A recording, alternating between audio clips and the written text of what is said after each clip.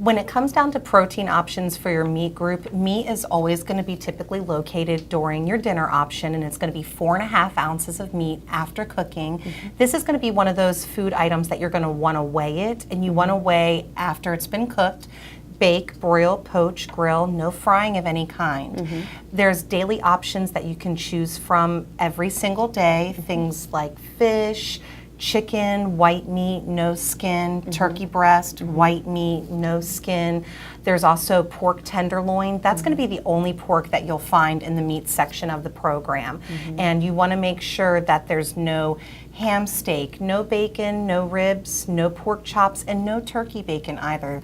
Bacon is fat, so no matter what version you are getting it in, it's always just going to be fat. So not a good nutritional option for absorbing protein.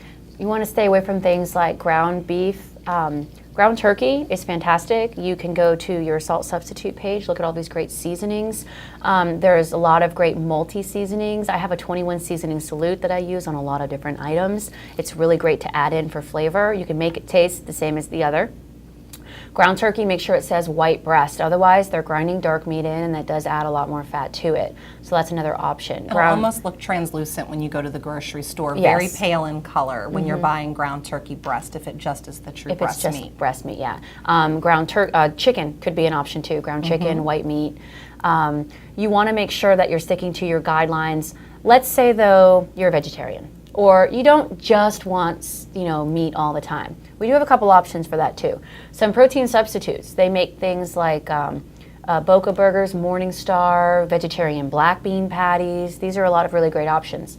These aren't true meat, so instead of putting them on the scale like you would your tilapia or something, you would go ahead and look on your page. You're going to see white meat chicken is 5.4 grams of fat. This is your guideline. That's how you're going to measure. Example, Boca black bean patties, love them. They are 5 grams of fat. Now, when looking at the book, I see 5 grams of fat and my allowance is 5.4. I can have this product, but now that one patty has become my meat for the entire day. Okay? Beans and rice. Maybe you don't know this. Beans and rice separately are carbohydrates, but together they're protein. Your body is breaking those down just like you had a piece of chicken. So you can't have chicken, beans, and rice. It's beans and rice, and then something from the carbohydrate page, something from the vegetable page to complete the meal. A good example of this on the website, a faux taco salad.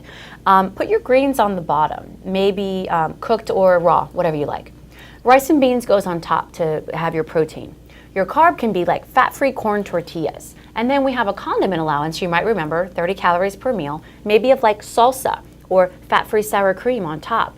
Then you take the chips and you eat it just like any other taco salad, but you have done your rice and beans instead. You can do burritos this way. Your carb can be your tortilla, your rice and beans are your meat. Put that inside with your vegetables to create that burrito experience. Whatever doesn't fit of rice, beans, and veggies can just go on the outside to eat with a fork, because now you have your side item and your burrito experience. You've had what you wanted. You haven't broken any guidelines by, eating wrong food groups together. You can split your meat. You can do it between lunch and dinner. Usually 2 ounces of maybe turkey on a sandwich or a salad at lunch. And then 2.5 ounces of grilled fish at dinner. Yep, absolutely. Patients ask about deli meat sometimes. You can do this, but you want to be careful what you buy. Low sodium boar's head is going to be your best option. Get it cut thin. Don't get the flavored kinds like mesquite or something. You want something traditional, like a rotisserie, or oven roasted. Oven roasted. Those would be good keywords, because anytime they go with what I refer to as the fancier flavors, those are going to have higher sodium due to the seasoning content that they put on it. But I always am a big promoter of the boar's head lunch meat, because it is one of the few lunch meats that are available at a deli that are the type that even pregnant women can use them, the no nitrates, the low sodium, so you do have a wider variety of options to choose from. And then season them at home. You have that condiment allowance and you have your seasoning page. So if you're doing a sandwich or something, you can use fat-free pepper jack cheese or fat-free cheddar for different flavors. You could use your mustard or fat-free Miracle Whip as your 30 calories. Those are completely different flavors. Maybe some of the turkey you put Tuscan, some of it you put like a cracked pepper. These are things you can buy made, but why not just make them yourself? You now control the sodium because there was no salt involved in adding those Tuscan or pepper seasonings. It was just that true seasoning. Rosemary makes great sandwiches. You can put that in there, fresh or in the little sprinkle bottle.